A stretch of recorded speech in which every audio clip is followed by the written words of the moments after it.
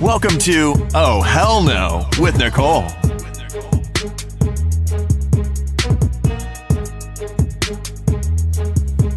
Hey everyone, welcome to another episode of the Oh Hell No podcast.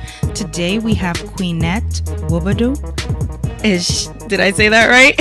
Yes, you have it. Good. Okay, she is a speaker, life strategist, counselor, and founder of Love Amaka, right? Yes. Okay. People, you know, I'm always nervous and stuttering over people's names, so I just want to get it right. So thank you so much for being here, Queenette. I really appreciate you doing this interview. So welcome. Thank you for having me, Nicole. Thank you. Yes, absolutely. So let's get right into it. How did you discover that you were meant to serve in this way? And when I say this way, I mean in terms of all of the things that you do to empower people. Wow, that's a that's a heavy question. How did I discover this? I think it discovered me. Yeah, because I was always scared of working with women. Because for some reason I just didn't think I was like qualified to work with adult women. I was always working with school children, high school age women. I mean girls and boys. So it kind of found me at a roundabout way. I don't know if you want me to go into details about it, but yes, please tell us. Sure. So I was a school counselor for over 10 years, and the students that would come into my office, you know, that were really challenged there was always an issue with their parents' relationship. It was either the dad wasn't in the home or the mom was in an unhealthy relationship. It was always something that the adults were doing that were impacting the child when we peeled back the onions, right? And so I was like, all right, so these are adults, but they need a lot of help. And so I found myself inside the counseling sessions, counseling their parents, doing some relationship work with their parents, just trying to get them stabilized so that they can be there for their children. And so that's how I got into working with women now. Wow. So when you figured out, okay, you want to pursue this, did you leave working with kids in the school, or do you still do that as well? So now I've left. So I'm about a year and 3 months out of my 9 to 5. But initially, when I found out that these issues were going on, I still stayed in the school system because I didn't get the nudge until about 6 years in. And even after I got the nudge or the tap from God, my intuition is like, all right, you know how you get the moment where it's like, is this all? So it was about 6 years in when I first felt is this all that there is? And I was surprised because I thought, that doesn't come until like 20 something years, when you're almost tired and you're older. And so 6 years in, sitting at the school counseling desk and thinking like, is this all there is? I was like, no, it can't be. So I said, okay, well, let me go into another school system that may be tougher, that may be more difficult. So I went into a suspension site to work with the more, difficult families and kids, if you will, people who had more challenges. So I got there and I was there for a year and a half, and I'm just like, okay, this is good. But, I felt like I kept getting this nudge that, Queenette, there's more. Like, you moved parallel as opposed to up, vertical, if you will. So I was just like, okay. So then the last year was pretty rough, and I think that was God's way of saying, I didn't ask you to move parallel. I want you to be doing something else. Wow. So it was a really rough last year. I mean, I love the kids. I will always love kids.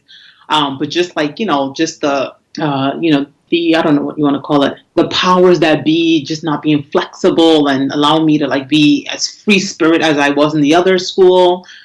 And so it was almost like, well, we don't do that here. They were always shutting down new ideas, new things we could do for the kids. And that just got frustrating compared to the other place where I'd been, where it's like, Queenette, whatever you think of, just go ahead and do it. And they just let me create new ideas. They were able to think outside the box. And so it was so good because we didn't have to stay in the we can't mode. It was almost like, okay, if you can figure it out, go ahead. And I love that. Wow. So coming into the government system where it was like, no, these things are black and white. We can't help them. There's no way out. And that just felt too constrained for me. I was just like, no, there's always a way out. And that's how I think. So that last year, God was like, listen, I didn't ask you to come here. Right. Isn't that funny? I was talking to my friend today about, sometimes we seek out, jobs when we're looking for other jobs, and we get so disappointed when we don't get the position or something happens. And it's like, thank God that you probably didn't get the position, because maybe that's not the place for you, But we're very caught up on what we want, and it's not always the best thing at the time. I completely agree with you on that. Yeah, definitely. So that's very interesting that you said that. So tell us about Queenette, the speaker. How did you find that voice? So I think I've been speaking forever. At least according to my elementary school teachers, I've been talkative. I talk too much. I socialize too much. Everything was too much, as opposed to this is how God made her, right? So I've been speaking ever since I can remember. My uncle said, your mouth is going to get you in trouble, as opposed to my mouth can, change lives, right? So I've always gotten, this whole message, along the lines of, you're kind of talkative, you talk a lot. And it wasn't always positive. And as I became a woman, and I'm still, searching for that voice now, just these opportunities started coming my way. I started live streaming, and then I started booking speaking engagements, and then conferences, and just people would ask me to come share, what I do. And then that's how that got started. So it was just, I think stepping out from underneath the normal 9 to 5 and, stepping into the world of entrepreneurship, it just seemed like the doors just opened up, this whole new world that I didn't think was possible, at least for me, coming from the South Bronx, was just now, possible. It was just like, oh yeah, this can happen, and this can happen, and you can get paid. And I just didn't know that. I know it was for those quote unquote people, but I didn't think it was for me, at least not initially, not starting off. You know what I mean? Right. I feel like there's a lot of limiting beliefs that I'm still working through, because I just always believed that, you have to be, several years in, and, you have to know this person, you have to know. And it's just, the truth is, you just have to speak the truth, and then you attract the right people to you. Right. Yes. Yeah. It's like when you're following your purpose, things come to you to help you to build and continue on your journey. It's so amazing. And I love hearing stories like that. It's like me, even with my podcast, like I love doing the podcast, but I'm really still having trouble with, doing videos and live, stuff. I'm still a little intimidated by that. So it's good to hear you say that, you kind of just jumped into it and opportunities, opened up for you. So that's a great thing. So what do you feel most compelled to speak about when you do speaking engagements? I would say trusting again.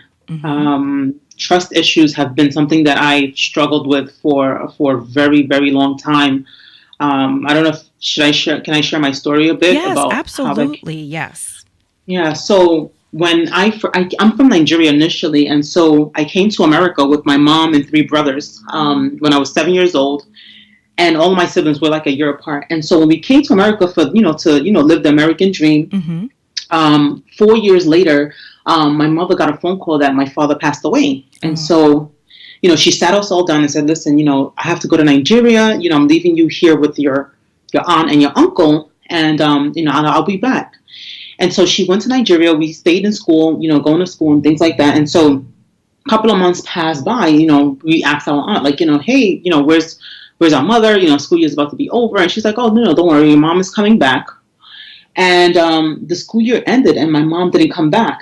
So I was like, well, this is weird.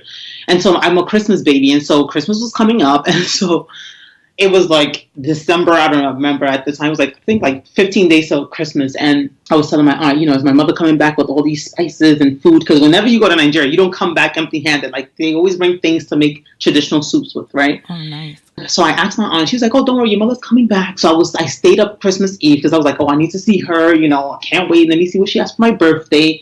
So I stay up. And then all of a sudden I fall asleep. I don't even remember falling asleep. I guess I was so tired. I was like 12 at the time.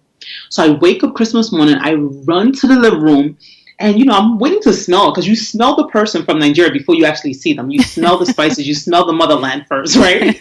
I didn't smell anything, but I didn't care, because I was like, I was going to see my mother. So I run to the living room, and everything was the same, like quiet, no bags, nothing. Wow. So I go to my aunt, and I said, Auntie, where's my mom? And she's like, oh, I'm so sorry. Your mother couldn't make it. 13 years old. Auntie, where's my mom?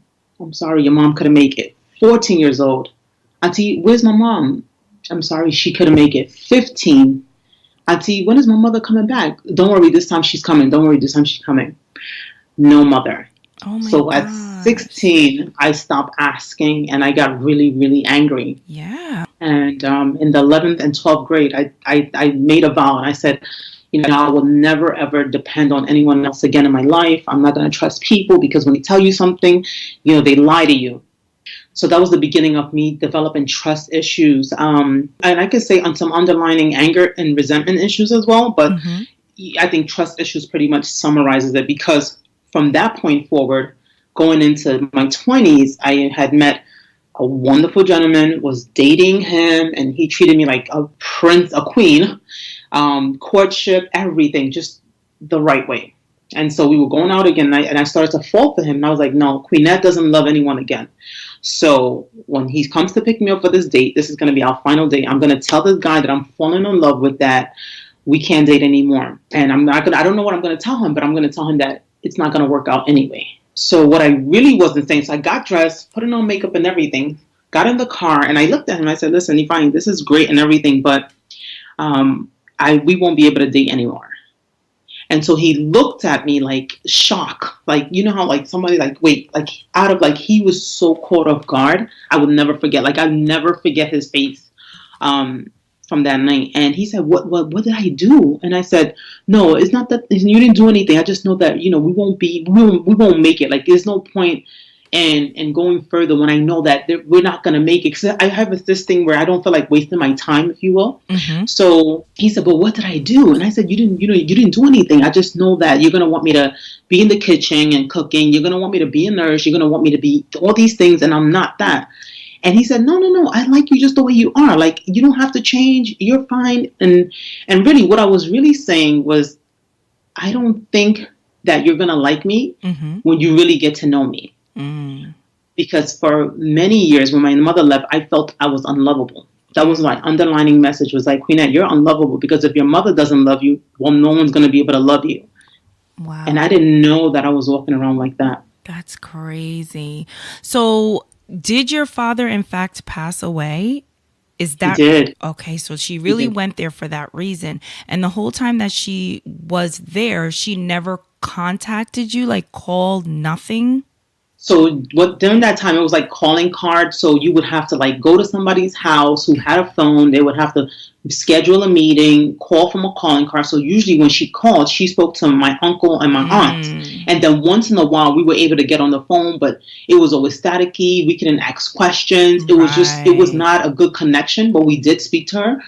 And as I got older, my aunt and uncle would say, well, call your mother. And I would be like, no, why should I call my mother? She's my mother. She should call me. And so at that point, I had gotten angry from like 16, 17, and 18 when they were like, call your mother. And it was still with a calling card, but perhaps things had gotten better then. And so, I just was done at that point. I had like shut my heart, put the wall up. You know how women walk around with a wall and no one knows why? Well, my wall was being erect at that time. I was just like protecting my heart because it was so devastating. And all the things I'm saying to you now, I didn't know at the time. Like I can articulate it really well now because I coach so many women through this process. But at that time, I would have looked like someone that a lot of people wanted to be friends with and they couldn't penetrate. Like people always wanted to be my friend, but I would only let them get so far.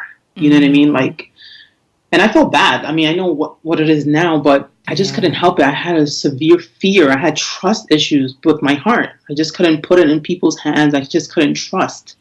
So I self-sabotaged a lot of relationships and friendships. Wow. Over the years. Yeah. That's real. At least you're able to, say that now and be like, yep, I did that. You're owning it. Yeah. So that's amazing. Absolutely. So when you did discover that you had some kind of issue, how did you start to repair that? Like what work did you have to do to get yourself right? This is actually a very, very good question. Well, first of all, the way I discovered it is so weird, but I believe that's God, right?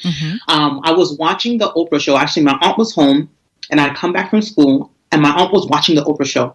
And so I come in, I said, good evening, Auntie. And so while for some reason this woman was on the Oprah show and she was talking, this white lady was on the Oprah show, she was talking, and I had come in, and for whatever reason, I stopped to just listen. I always listen, kind of doing whatever I'm doing, listening to Oprah in the background because my aunt is always watching by 4:00. And so she said something that made me just stop. The lady said, what you think it is not really what it is. So in my head, I'm sucking my teeth because, of course, I'm not showing my aunt any emotions, right? So I'm like, this lady doesn't know what she's talking about. What do you mean? My mother did leave me.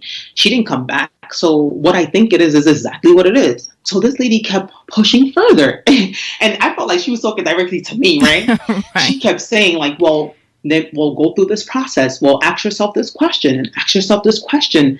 And I was like, nah, forget it. Just forget this lady. She has no idea what she's talking about. And I kept justifying, like, nope. She did my mother return? Nope. Did she leave? Yes. And I just kept justifying everything. I was like, point, fact. So then a couple of days later, she was suggesting that we do this work, like by ourselves, and we journal it and we answer these 4 questions. So I said, whatever. I kind of ignored her. Then she couldn't leave my mind. Like I kept thinking about it. So I was like, you know what, Queenette, just answer the stupid. This is what I said. Just answer the stupid questions and be done with this lady already. So I get a pen, I get a paper. I was like, all right, just do it. So I sit down, and the first question I began to answer. I started to answer. Like I just started crying. Like when I say tears was just like the breaking. That was the first breaking, if you will. I just started crying. And the question was really along the lines of, is it really true? And how do I know that it's really true? Right? There was something along those lines, right? And so I kept processing, and I was like, how do I know? The question was asking me really, how do I know that my mother doesn't love me? And I had no true answer to that.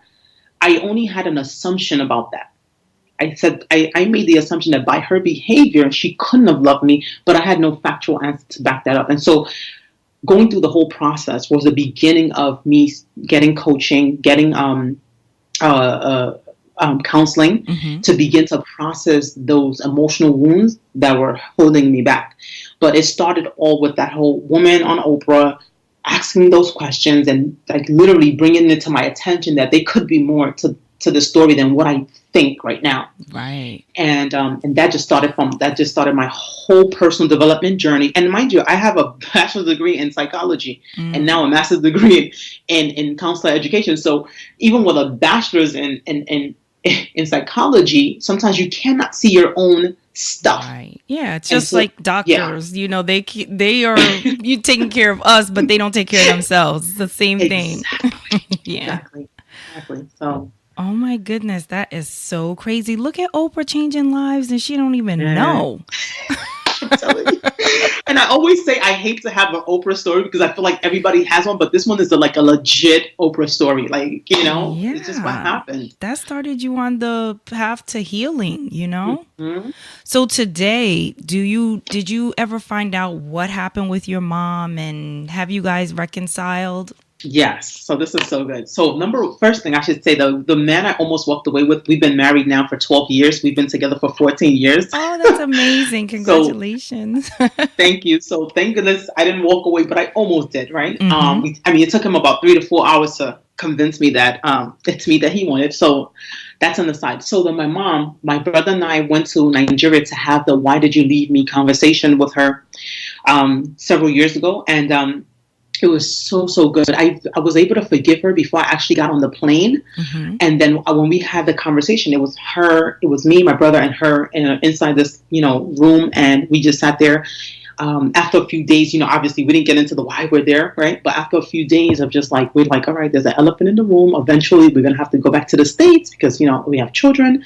And, so we got to have this conversation. So my brother, thankfully, he just like, I feel like he's like the preacher of the family. He really knows how to, break the ice or whatever. So he started a conversation and then my mother took it from there and she just shared her entire journey with us.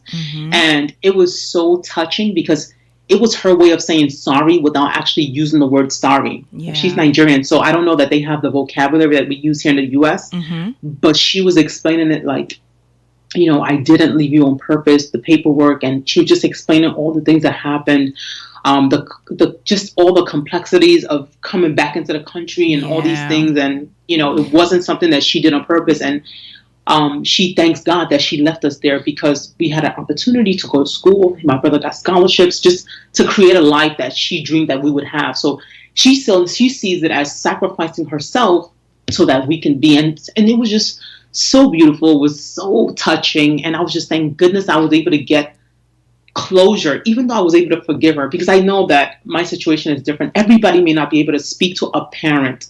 I know some people's parents are in jail or have passed on. Mm-hmm. And so I just want to encourage anyone that might be listening to this, that you don't necessarily have to speak to the parent to get closure or to continue your life and be happy. Because I always thought my mother had the key to my happiness. Right. So I would, I was like, I just need to speak to her so I can just unlock my heart again. And it was so heavy. And so thankfully, again, from that counseling and just mentorship, just being able to release and let go and forgive has been like the best gift I've given myself. Wow. So I was able to do that before even getting on the plane going to Lagos. And by the time I got there, it was just like, just hear what she has to say now. And whatever it is, it won't matter. You know what I mean? It was almost, we were at the place where, at least I can't speak for my brother, but I was at the place where no matter what she says, it will not matter because I've released it. And that was also powerful because for so many years, I was waiting to see her face so I can move on. Mm-hmm. And God just showed me that I didn't need her face. I didn't need her words. I didn't need whatever she had to say to be happy. Yeah. I can't tell you how amazing that power, knowing that there's a power like that exists. Yeah. And it's within you, Yes. Yeah. Yes. That's the amazing thing, is that the power lies within us to let go and move on and have a great life despite certain things that have happened to us. So that's an amazing story. Thank you for sharing that with us. You're welcome. I'm sorry. No, it's okay. So tell me, what is a life strategist? Sure. So life strategist, an easier way of looking at it, is a life coach. Mm-hmm. I primarily help women attract a healthy, loving relationship. And I specialize in helping women overcome fear of abandonment and rejection. So the trust issues that I mentioned earlier, mm-hmm. There's a lot of successful women, just like myself, purpose-driven women, heart-centered women, just, we look really good on the outside. We probably have our own apartment or our own house. Like, we're doing really well career-wise. Mm-hmm. But when it comes to the romantic relationship department, there's a big wall up. Yep. And I just shared my story. I know firsthand mm-hmm. what that looks like, sabotaging relationships or feeling like, nope, you're not good enough. No one's really good enough. And so I help women women that fit into that particular category. I help them attract a healthy, loving relationship, through coaching and group coaching and, through my programs. Nice. So what is the most difficult strategy to help people apply to their lives, in your opinion? I think the one where there's two. One is when people think that they've forgiven mm-hmm. and they really haven't. Mm. So there's a lot of people walking around thinking that they've forgiven, but what they've done is they buried it, but they haven't really done the forgiveness work. And so I have the whole process for that, because a lot of people have, I'm not really mad at my mom. I'm not really mad at my dad.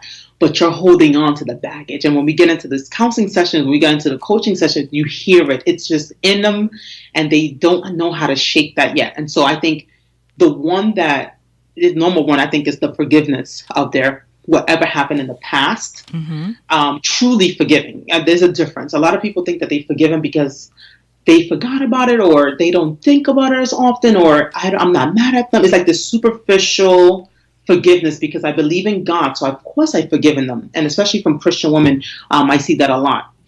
And then I think the second one is this trust issue. And again, it's a big deal because it's like I could have found everything wrong with Mr. Right. Mm-hmm. He's going to want me to do this. He's not going to understand that I don't want to be a nurse. I could have justified, because we're smart. That's why I work with specific types of women, because because we're brilliant, right? Mm-hmm. We have the best. I'm telling you, if let's say I was talking to my girlfriend, and I said, listen, the reason why Ifeanyi is not Mr. Right is because, I could have given her a legitimate rundown, and she was like, oh, I get it. Because we're brilliant. And so we know how to justify our own stuff, if you will. Yeah. And so I love working with women like that because I know exactly what she's doing and I can help her through that. So it's the trust issues disguised as, well, I'm selective. Well, I'm not settling. And I never think anyone should settle at all. But that's the clever way of, keeping things at bay. Yeah. Oh my goodness. So, what is Love Amaka? Yeah, sorry about Love that. Amaka. So Love Amaka. I love it. You tried. I did. Wait. Before you tell us what that is, why do you think that these guys want you to be a nurse? Is that like? Oh, that's so funny. I'm so happy you asked that. You're like, I'm not going to be a nurse. Listen, just forget that.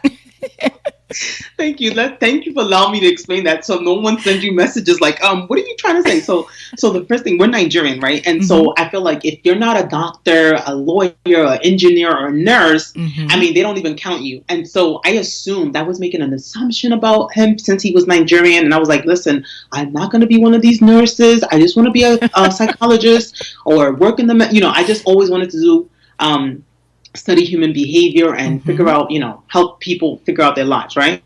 So I was assuming that he was going to want me to do that. Yeah. Right? He never said anything about wanting me to be a nurse. He actually respected what I was doing with counseling, right? So that was all me. So just for the record, there is nothing wrong with being a nurse at all. No, we know. But it's just funny that you said that. I knew it was tied to your culture, but I just wanted to make sure because, of course, Right.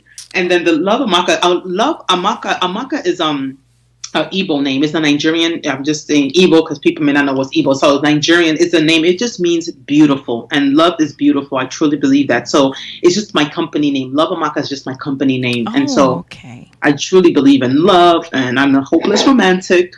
And I love when people are in love. Like I just love families being together, and I cry at other people's weddings. It's ridiculous because I truly just believe that I'm tired of seeing our women of color, especially, being alone and doing it alone. Like we have a lot to carry already, and the blessing to have a mister, if you will, like the load, like I can't tell you how light I feel compared to watching my aunt just do it alone, work 3 jobs, just try to take care of all of us, and just I always just felt like.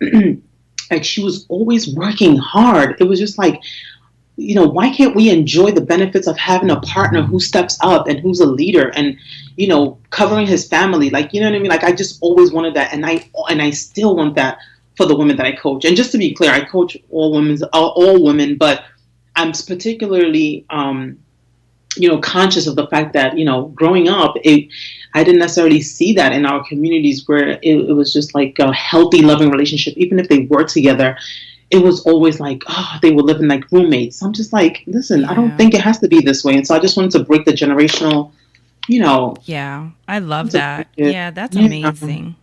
Thank you. Yeah, because I'm married too, and I have a beautiful, happy marriage. I have to say, thank God, But I really think that that's important, and it's funny that you made that connection very early in your career. That it stems from that, so maybe the programs wouldn't allow you to help the children the way you wanted to, but you took it back to the foundation. So I think you're still helping children, even though you're attacking it from a different side. So that's amazing. Thank you. I appreciate you saying that. Yes, for sure. So what do you love the most about what you do on a daily basis? Like what brings you the most joy? This one is super easy. I think the breakthroughs. I think I'm a breakthrough junkie.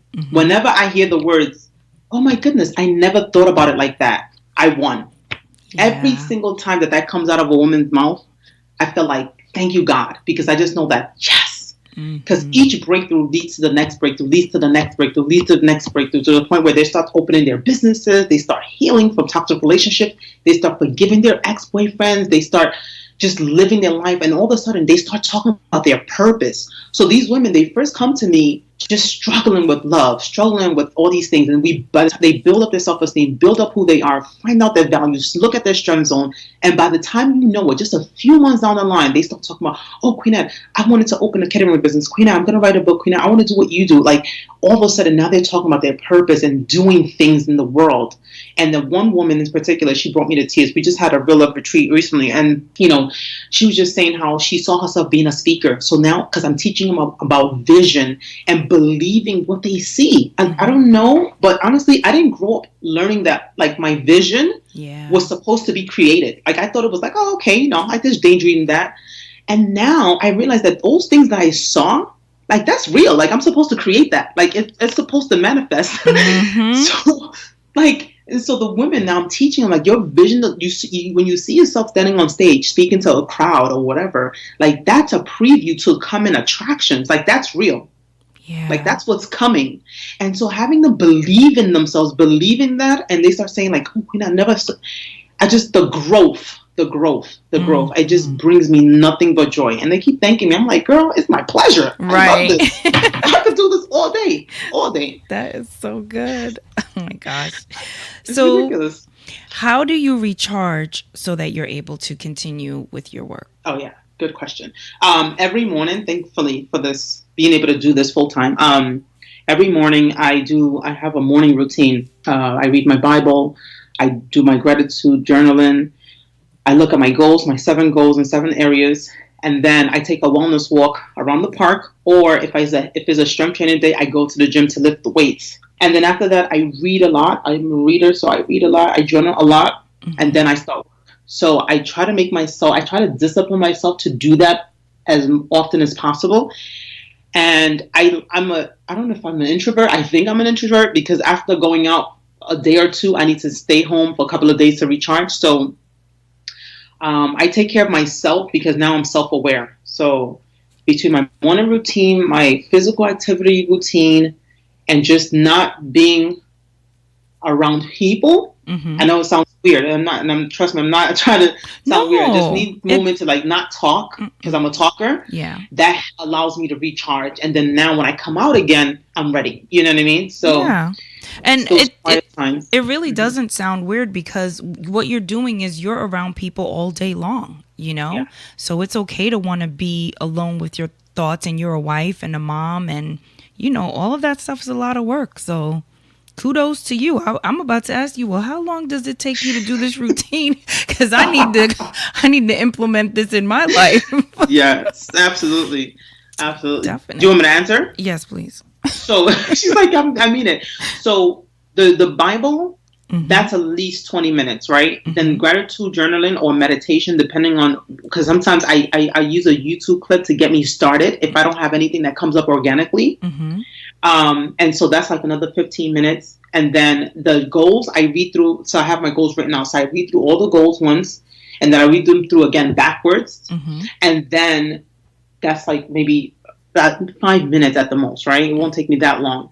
Then I think the longest time I spend is probably the wellness walk, because I do 5 miles sometimes. Wow. Or when I do the strength. Yeah, I just walking, but I love the sun, and I like the trees and stuff. So that's just the time to clear the air. If I have anything weighing me down, I kind of feel like I'm dropping it as I'm walking.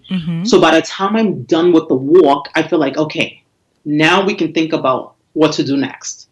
But before that, my energy is not going to be where it needs to be to perform. If that makes any sense. No, it does. And that's good for your health, too, because you're getting your exercise in. Yes. That's absolutely awesome. So do you do any kind of meditating? Well, I think the prayers, I think between the prayers and, like, so if I read something in the Bible that I really want to stay on, I tend to use the Bible, like the practical application of the Bible, right? So when I read something, I'm not just like, oh, just reading it because it's in the Bible, but I try to see how this applies to my life and what am I supposed to learn from this particular passage, right? How does this apply to me, for example? And then that's what I will meditate on. But sometimes I'll turn on Wayne Dyer, and I'll do some of the I forgot, it's like a sound, I forgot what it's called. Like, it's like a sound. It just makes a lot of like I don't know, a high sound. And then I just try to see if I can just not think about anything. So I'm still a baby when it comes to meditating. Yeah. I know. Trying to stop myself from thinking.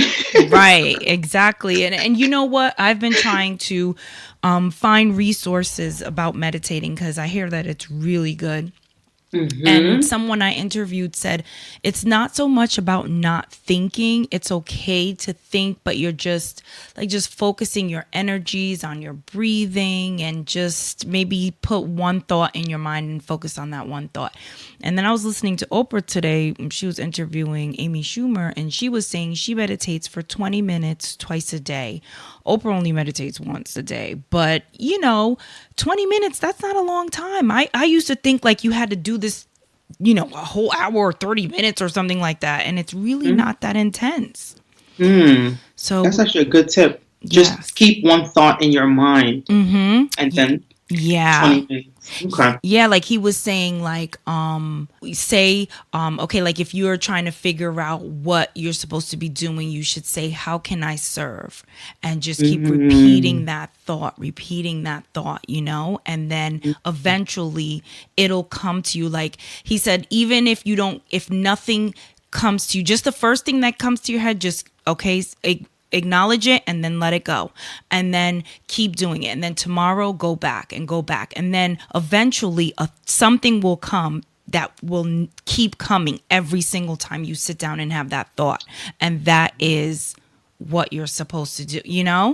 I love that. Yeah. How can I serve? Oh, right. That is so good. I know. So that's like, that's what he told me. So I mean, I was like, okay, I'm definitely gonna try that. Yeah. Because Lord knows my mind is too busy. Yeah. He said it's okay. Your mind is supposed to, go, but thoughts will come in, and just acknowledge them and then let them go. Acknowledge and let it go. And after a while, something that will keep coming back, that's all that will come. And then you'll know that's it. Wow. Yeah. Powerful. I love that. Thank you for that tip. That was really powerful. No problem. And that's for everybody. Y'all all should try it. Okay. So what would you say has prepared you for what you're doing today in your life? Is there any one thing that you can pinpoint, or do you think it's just a combination of everything that you've gone through? I think it's a combination. I think one thing led to the other, like a domino effect. All the pain, the disappointment, all the happy times, the success. I think it all led to here.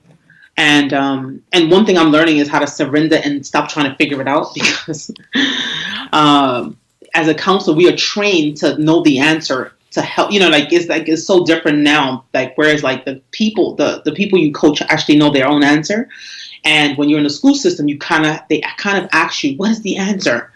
And just going through the whole process of knowing that I don't have the answer necessarily. It will unfold as time go on. But I think, to answer your question, I think everything is a combination of what has led me here. It's no one thing. It's all the good, the bad, the great, is all of it together.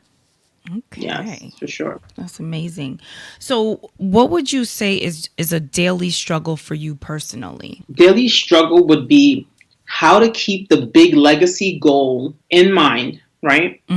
And still focus on the day-to-day without, I don't know how to try to control. So it's like, how do I surrender and still perform at a peak potential?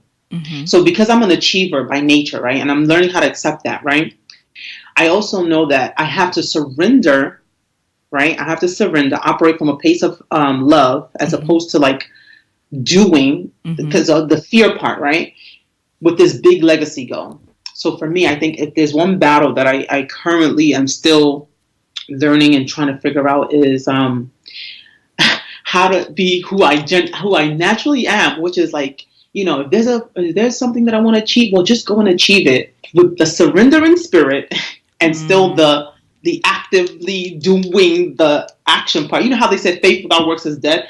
Yeah. How do I keep the works part while having the faith and still surrendering. Girl, I don't even know how to explain. No, I don't know I if you get totally, it, I but do get it. Yes, I do get it. Yeah. Like you are someone who you're a go-getter. If you say you're going to do something, you're going to do it and you're going to put your all into it. But at the same time, you need to let go of certain variables and let things happen the way they were. You can't control everything.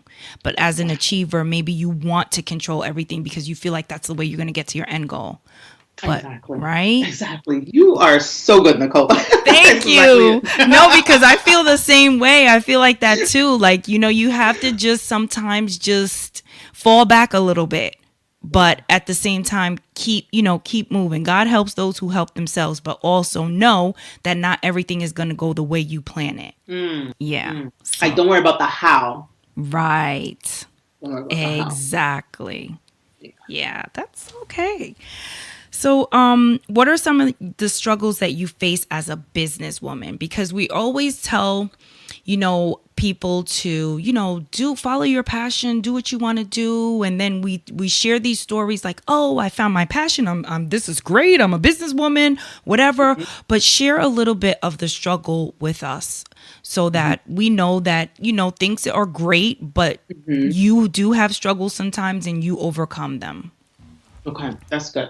Yeah, so the struggles, I would say, let me see, from a global perspective, I would say like the ideal client that I had in my mind wasn't the ideal client like in real life, right? So I always pictured myself coaching women from 30 to 35, single women, never been anything or whatever. And I noticed that the clients that actually come in are single women who have been divorced before, who have children before, who are older than me, who are average age of my client right now, paying client, if you will, is 41.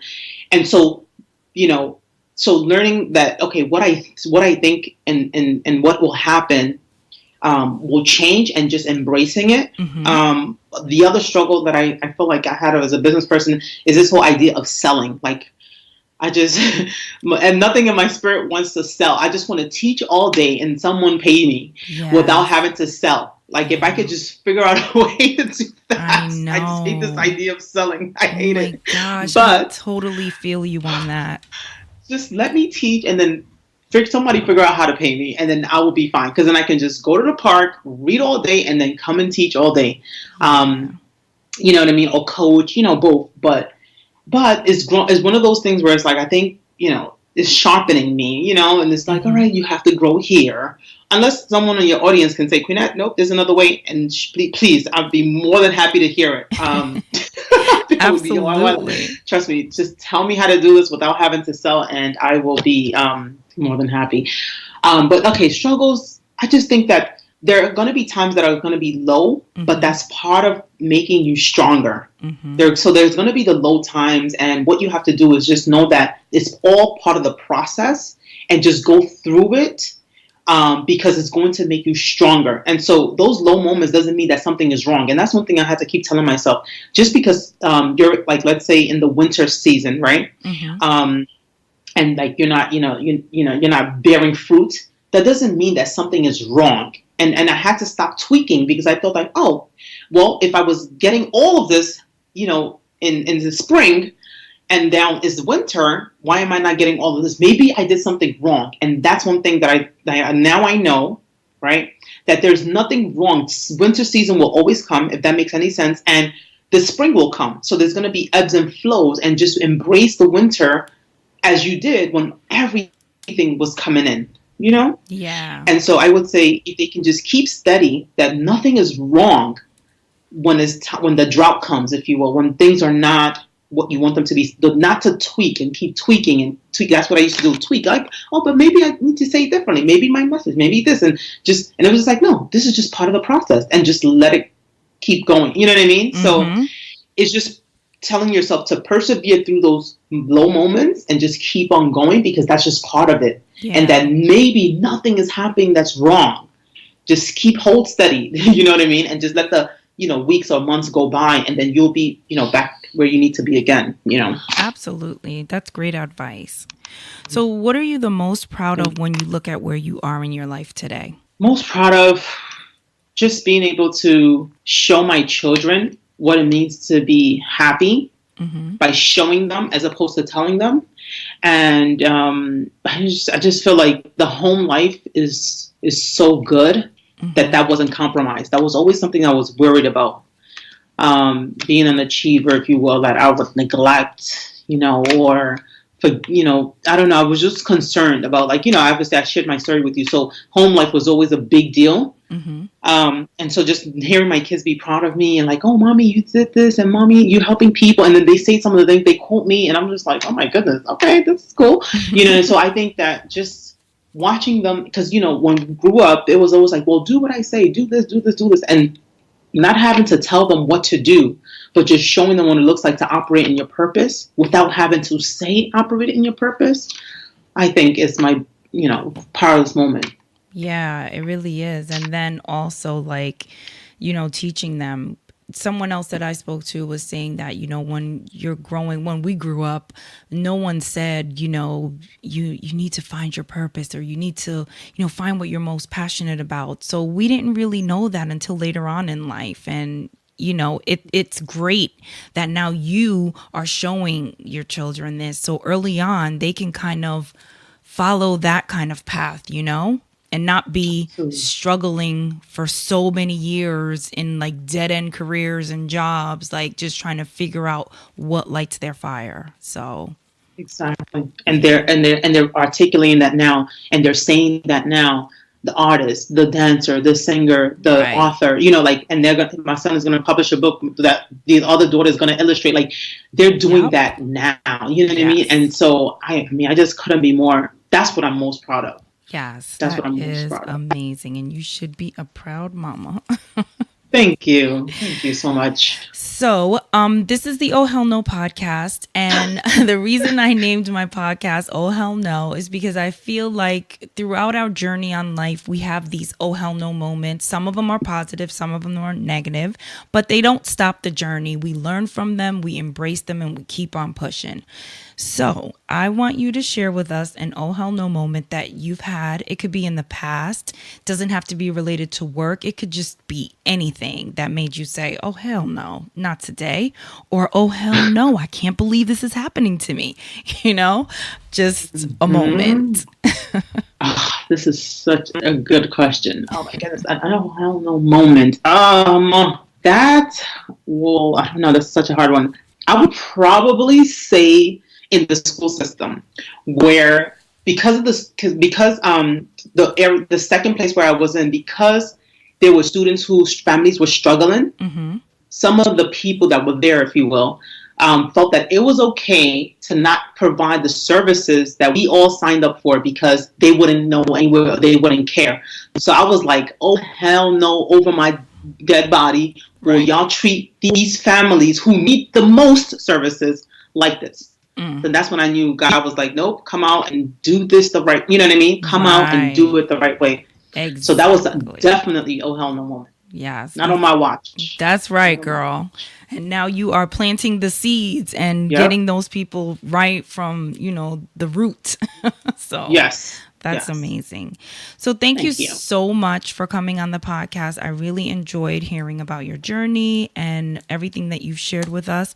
Please tell everyone how they can keep up with you. Let us know your social media handles so that we can follow you and stay up to date. Sure. So Queenettes.com is probably the fastest way. QUEENETTE.com. And social media handles are my first and last name. I can spell them. It's QUEENETTE. Last name is NWOBODO. So that's Queenette Nwobodo. That's on Facebook, and Instagram is primarily where I usually am. Facebook and Instagram. Okay. And tell me, does Queenette what is the meaning of that name? Well, my mom said born in the midst of wealth, right? So there's this whole idea, I know, isn't that great? Yeah, it is. So it's just like this whole born in abundance, and we were in Nigeria. So nice. I love it. Queenette. Thank you. It sounds so like, regal. Thank you. It was great talking to you. You're welcome. Thank you so much, Nicole, for having me. I absolutely enjoyed speaking with you. This was so refreshing that you understood everything that I was talking about. Thank you so much. I really do. We are like connected. We're soulmates, honey. Yes.